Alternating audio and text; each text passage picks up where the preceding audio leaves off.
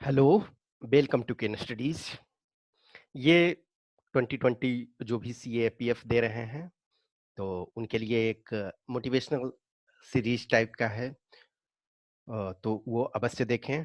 और जो टेस्ट देना चाहते हैं उनके लिए सूचना ये है कि टेस्ट 11 का पेपर 2 एक्टिव हो चुका है।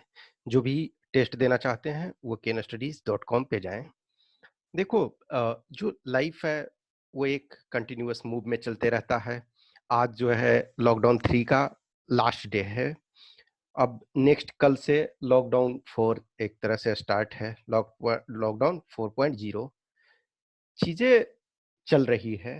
देखो, लॉकडाउन 1 लॉकडाउन 2 से डिफरेंट था, और लॉकडाउन 3 जो है 2 से डिफरेंट है, और 4 जो होगा वो 3 से डिफरेंट। चीजें जैसे जैसे टाइम पास होता जा रहा है, लॉट ऑफ प्रॉब्लम्स भी सामने आ रहे हैं, और कुछ अच्छी चीजें भी सामने आ रही हैं। तो ये कंटिन्यूअस आपको मूव करते रहना। और first of all, thanks to all जो भी हमसे जुड़े हुए हैं। अब हम 1000 प्लस पहुंच गए हैं। आप लोग का सहयोग बहुत इंपॉर्टेंट होता है। जो भी हमसे केन स्टडी से जुड़े हुए हैं, जो भी सब्सक्राइब किए हुए हैं, उन सबको थैंक यू। और जिन्होंने नहीं किया है वो कर लें। और एक 6 महीने पहले हमने स्टार्ट किया था, 6 मंथ से ग्रेजुअली, तब हम 10 के आसपास थे। 10 से आज 1000 हुए। तो no doubt continuous hard work के कारण यहाँ तक पहुंचे हैं। 6 मंथ से अधिक हो गए हैं, ऑलमोस्ट 7 मंथ। तो यहाँ तक इस जर्नी में पहुंचने के लिए सबका सहयोग, मोटिवेशन वो बहुत जरूरी है। देखो, ये मैंने स्लाइड इनफैक्ट बनाया ही नहीं है। ये जस्ट जानबूझ करके मैंने ब्लैंक ये रखा है। जिंदगी भी जो आपकी चलती है वो कहीं ना कहीं एक ब्लैंक है। वो जो कहते हैं ना कि जो एक बच्चा पैदा होता है तो उसका जो ब्रेन होता है, जो दिमाग होता है, वो कहा जाता है कि तबुला रासा। तबुला रासा का मतलब होता है क्लीन स्लेट।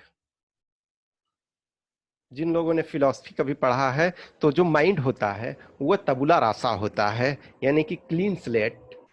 तो क्लीन है, उस पर जो भी आप लिखना चाहें वो आप लिख सकते हैं। Same is for you. आपके पास टाइम है।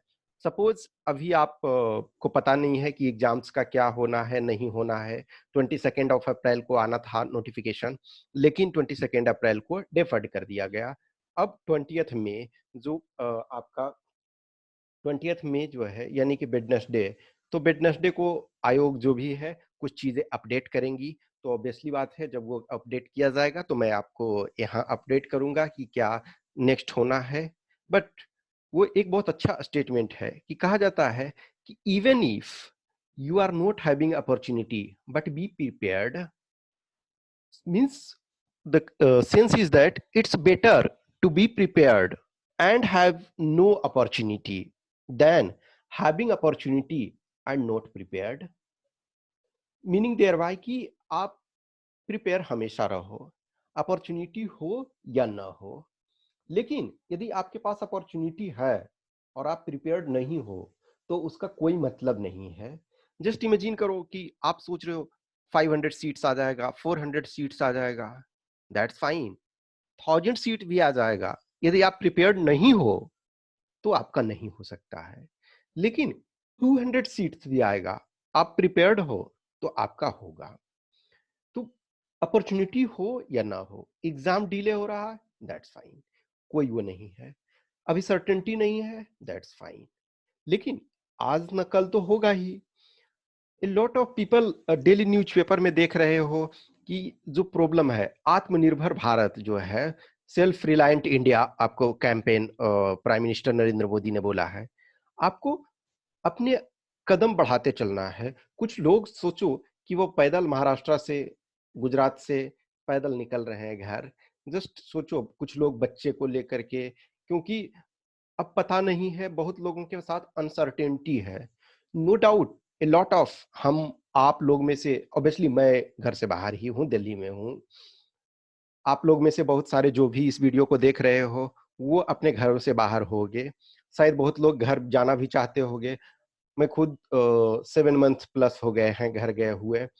तो ऑब्वियसली सोचता था कि इधर जाने वाला था, मान के चलो शायद जाता, अप्रैल में शायद गया हुआ होता घर, या नहीं तो मई में 1-2 दिन के लिए घर गया हुआ होता। बट मुझे प्रॉब्लम नहीं है। Anyway, in spite of all odds, हमें चीजें उपलब्ध है। हमारे पास रनिंग वाटर आ रहा है। मैं खाना खा रहा हूँ अपने मनपसंद का, जो भी खाना चाहता हूँ। हाँ, नो डाउट इस समय कुक नहीं रखे हुए हूँ, क्योंकि जो भी ये है कोविड-19 पैंडेमिक के कारण इट्स बेटर है कि अपना जितना भी आइसोलेशन रख सकते हैं, तो खुद से खाना बनाते हैं। दोनों टाइम खाना बनाते हैं, अपनी मनपसंद का खाना खाते हैं। आप लोग में बहुत लोग इतने लकी हो कि शायद खाना अच्छे तरीके से मिल रहा है, आपके पास रनिंग वाटर है, आप आपके पास इंटरनेट कनेक्टिविटी है, आपके पास मोबाइल है, आप अपने पेरेंट्स से बात कर सकते हो, फैमिली से बात कर सकते हो, फ्रेंड से बात कर सकते हो, आपके पास बुक्स है, आपके पास पढ़ने के लिए चीजें हैं, तो वो आप करते रहो। एग्जाम्स, चीजें जो भी हैं वो आते रहेंगी। उन लोग को याद करो कि जो 1000 किलोमीटर 1500 किलोमीटर पैदल जाने की कोशिश कर रहे हैं, बहुत लोग का उसमें से डेथ हो गया। रिसेंटली अभी 2 दिन पहले देखोगे कि यूपी में ट्रक और ट्रॉली में मजदूर को ले जाने वाले वो टक्कर हो गया, उसमें 20+ मजदूर का डेथ हो गया। कुछ लोग महाराष्ट्र में रेलवे पटरी पे सोए हुए थे, ट्रेन आई, गुड्स ट्रेन, और उनसे कट करके उनकी मृत्यु हो गई। डेली के डेली न्यूज पे देख रहे हो कि कोई बच्चा को लेकर के, 2 बच्चे को लेकर के एक महिला जा रही है। आप उनसे बेटर हो, लेकिन आप सिर्फ उनसे बेटर होना इंपॉर्टेंट नहीं है। आप लाइफ के एक इंपॉर्टेंट मंजिल पे चल रहे हो। आप प्रिपरेशन कर रहे हो कि आपको असिस्टेंट कमांडेंट बनना है, एसी बनना है। अभी रिसेंटली देखो 50 जो वेटिंग लिस्ट में कैंडिडेट्स थे, उसमें से 3 हमारे कैंडिडेट्स थे जो कि 1 मार्क्स से रह गए थे। फाइनली उनका सिलेक्शन हो गया। 1 marks lot of difference create करता है। जो आपका रिजर्व लिस्ट, वेटिंग लिस्ट या reserve list, actually UPSC reserve list उसको बोलती है। रिजर्व लिस्ट में 100 रखे गए थे, सोचो 50 का दिया गया। उस 50 में से कुछ लोग और भी होंगे जो पॉइंट से कम हुए होंगे। जैसा कि मैंने जो 2018 का जो मार्क्स एनालिसिस दिखाया, तो जो जनरल कैंडिडेट लास्ट के कई सारे कैंडिडेट्स जो थे, 10 हमने एवरेज दिखाया, ऑल 10s का 282 ही था। उस और ज्यादा और कैंडिडेट थे, वो तो मैंने 10 का एवरेज उस समय उसमें लिया था, तो सारे के सारे 282 282 282, फिर 283 में बहुत सारे कैंडिडेट। एक एक नंबर जो लास्ट का होता है वो बहुत मायने रखता है। आप परेशानियों को हमेशा आगे नहीं करो। वो जो है ना कि जो बेटर, पॉजिटिविटी हमेशा डोमिनेट करना चाहिए निगेटिविटी पे। ठीक है, पॉजिटिविटी जो होना चाहिए वो ग्रेटर देन निगेटिविटी, तभी आप लाइफ में कुछ कर सकते हैं। नो डाउट निगेटिव है, चीजें bad things are happening, uncertainty है, लेकिन आप उसको पॉजिटिव में लो। आप मोर एंड मोर स्टडी करो। कल के डेट में देखो, अभी रिसेंटली जो भी है, आपको मोटिवेशन लेना चाहिए। मैंने उनका मार्क्स का भी कंप्लीट ये दिखाया, जो 3 एटलीस्ट जो मेरे कैंडिडेट्स थे जिनके मेरे पास मार्क्स थे, और मैंने 2018 का जो सारे सिलेक्टेड कैंडिडेट्स थे उनके मैंने जो डेटा आपको दिखाया कि किसने कितने स्कोर, एटलीस्ट नहीं देखे हैं तो उस वीडियो को जरूर देखें। तो चीजें जो भी है होती हैं कि 1-2 मार्क्स बहुत ज्यादा नहीं होता है, जो वेल प्रिपेयर्ड हो। अब देखो बहुत सारे कैंडिडेट हैं कि बहुत अच्छा मार्क्स लाए होंगे रिटर्न में, उनसे भी हो सकता है लिस्ट में जो है उनसे कुछ कुछ कैंडिडेट्स जो सेलेक्ट हुए हैं उनसे वो अच्छे रिटर्न में मार्क्स लाए, लेकिन हो सकता है कोई फिजिकल में क्वालिफाई ना हो पाया हो, कोई मेडिकल में क्वालिफाई ना हो पाया हो, कोई किसी कारण से किसी का कुछ प्रॉब्लम हो गया हो। तो प्रॉब्लम आपका कहीं भी हो सकता है, लेकिन आप अपना मोटिवेशन हाई रखो। मैक्सिमम कोशिश करो कि रिटन में अधिक से अधिक मार्क्स आ जाए।